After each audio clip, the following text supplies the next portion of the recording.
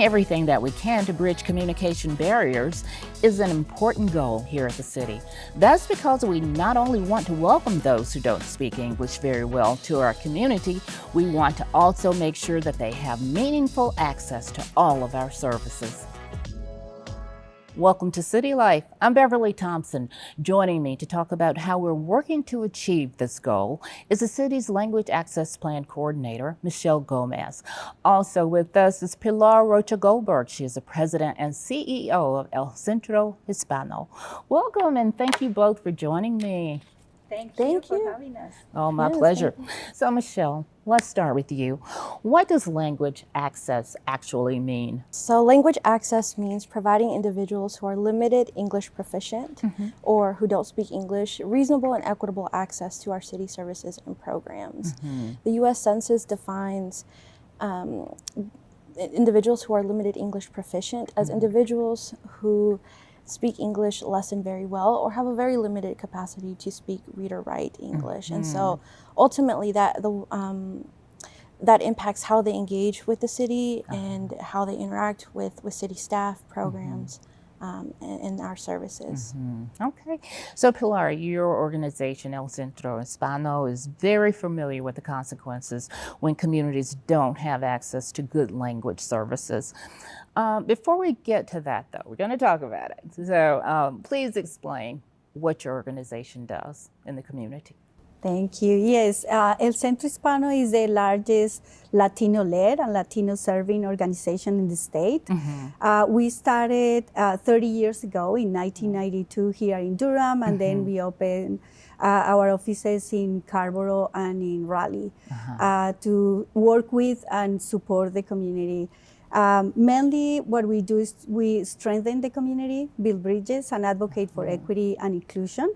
And we accomplish our mission focusing mainly in education, health and well-being, economic development, and community participation. Also, equity is at the heart of our mission. And working with community members, with partner agencies, and also with government leaders, we strive to dismantle systemic, institutional, and historical barriers that are rooted in colonialism. So they no longer determine the population's socioeconomic, education, and health status. So Pilar, what are some of the challenges that people face when they're trying to conduct day-to-day business or just live their lives when there are language barriers? Yeah, you can imagine trying to live the day-to-day when you don't understand anything that is happening around in the different systems, talking about health system, education system, regularly going to the grocery stores to buy stuff and you don't know what is happening. And you know, in the education system is very difficult to navigate itself, you know, even for people who are born here. So you can imagine if you don't know what is going on and you can't communicate with teachers, what is going on with your kids, so you can't really get engaged.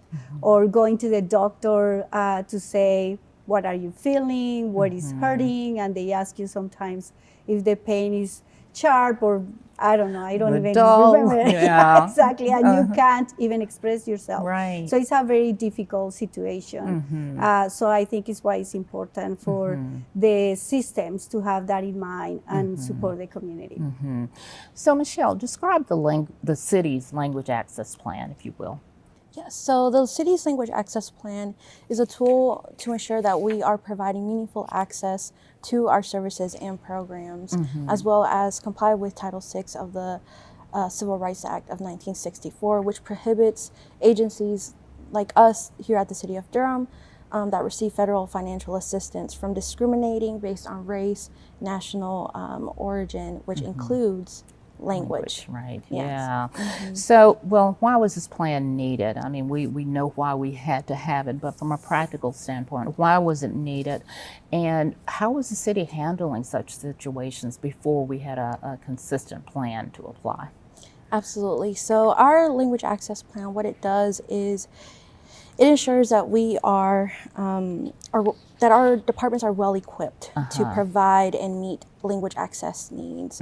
Previously, city staff and departments just didn't know where to go or what the protocol or procedure was to provide interpretation or translation services, or at what point to do that. And so our departments, or through our language access plan, it provides guidance and structure and consistency to be able to meet the language access needs of the community. Okay. So Pilar, I know Durham is a primary focus of the work that you do. So you are very aware of the dynamics of this community. Why do you think it's so important for organizations like Durham, the city of Durham, to have a language access plan? Yeah, I think it's really important because when El Centro Hispano was founded 30 years ago in 1992, we were the Hispanics, we were 1% of the population, around 3,000 people. Right now, we are around 14% of the population, around 37,000. So we are a very important and integral part of the community. So for the city, it's really important to have this plan to include the community because it's the way they can engage and serve the community better. And the other thing to have in mind is that we are not a monolithic group. We are very diverse within the diversity. We come from different countries, different cultural experiences, different backgrounds, and different immigration experience. So I think that's also important to mention, to have in mind in this language access plan that the city is having. So to be culturally sensitive and aware. Yeah, exactly. Okay, when it comes to communications. So I know, Michelle, at a practical level, how is the city providing language access services? Absolutely. So our communications department is contracted with interpretation and translation services. All of these are accessible to our departments. And typically departments utilize these services whenever they're planning a meeting or hosting an event, or whenever they need translation of a document, or for any outreach purposes. And so we also recently established a language line. So a lot of our front-facing departments have access to an interpreter over the phone whenever they need one. That's important. Yeah. Absolutely. So do all of the departments in the city provide the same services? I know that consistency was a key factor, in the plan, and so that everything that we provide in terms of language is quality interpretation, quality translation even. So do they provide the same services across the board? So all of our departments have access to our city's contracted services. Okay. Ultimately, it really comes down to the scope of work and of the department. We have a couple of our departments who, for example, our Durham One call center, who hires bilingual staff to be able to take on any Spanish calls that come in and be able to assist Spanish speakers. But there are other departments, like our communications department, who don't regularly engage with our limited English proficient populations. And so a lot of the work that we do typically requires translating some of our publications, like Durham Digest, to be able to reach and engage our Spanish-speaking community. But ultimately, yes, all of our departments have the same access, but it comes down to the scope of work that they do. So Pilar, I know a lot of people probably use these terms interchangeably, but they're different, right? Interpreter and translator. So tell us how they're different. Yeah, so the interpreters are mainly when we are talking about spoken word. So it's interpreting what the other person is saying, is simultaneous translation, so it's right in the moment. Translation is more about reading written word, yes, so needs to be more accurate and probably takes more time because you want to really have that paper or whatever you're translating that makes sense in the other language. So that's mainly the difference between translators and interpretation. That's the distinction some people don't, have trouble with. And I just wanted to be clear because those two terms are used quite frequently when it comes to language access. So we definitely want people to understand. But Michelle, if I'm a non-English speaking resident, how do I even access services when it comes to the city? That's a great question. Most of our city staff are being proactively trained to provide interpretation and translation services. But if you were to come into an office or to any city facility or need to engage in a meeting, you can reach out to city staff and they can coordinate to have interpretation available.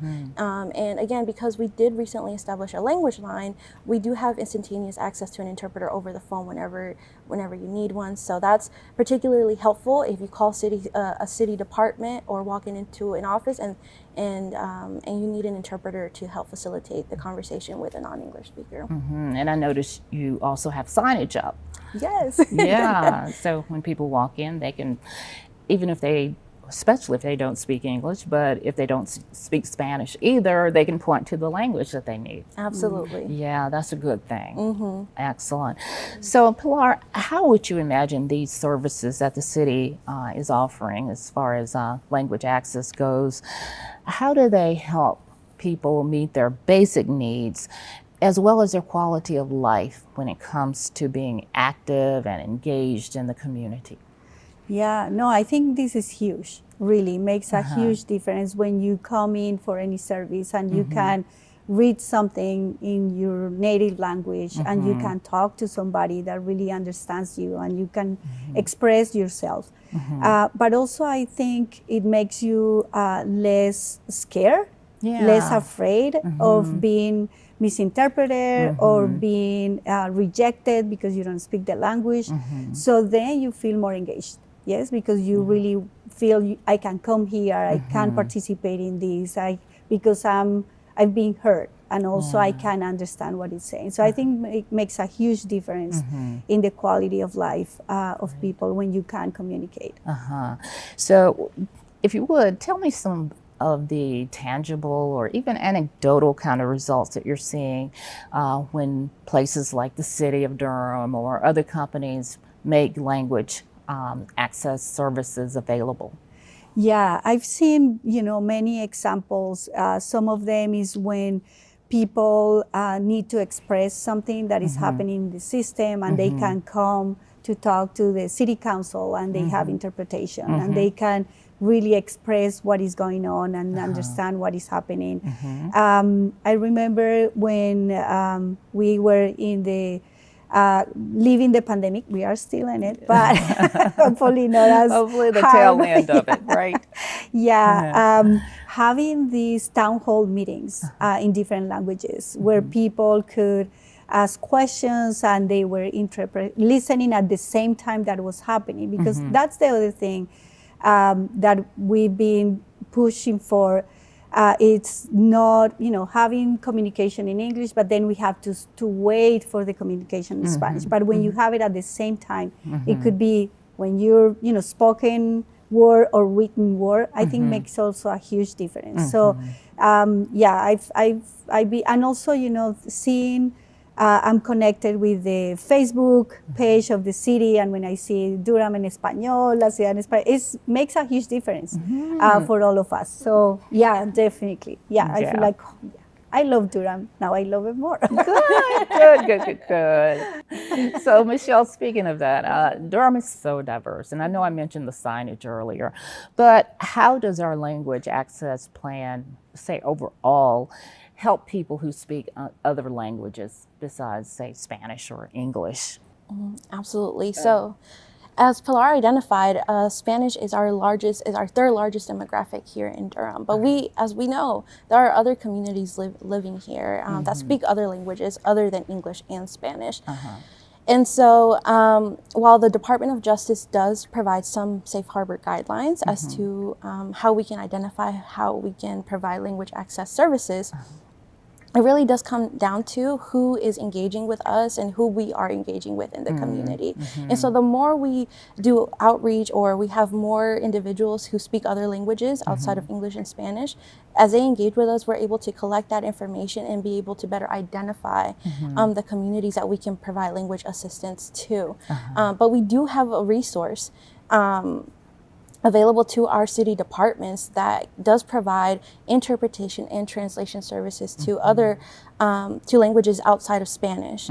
And so I do encourage our community members to get involved and get engaged with our city, our programs and services, because the more they do, the more that we're able to better identify the language access needs that are still existing in our community, and we can allocate more resources. Great. That accordingly. sounds good. So, Pilar, I know you work very closely with the city sometimes, but how are you actually coordinating with the city as a whole and the various departments to make sure that people in the community are getting access to language services when they work with the city? Yeah, definitely. We have a community support department, and is where people come mainly for whatever you can imagine. It's a walk-in office, or people call us, or people send us messages through Messenger, Facebook.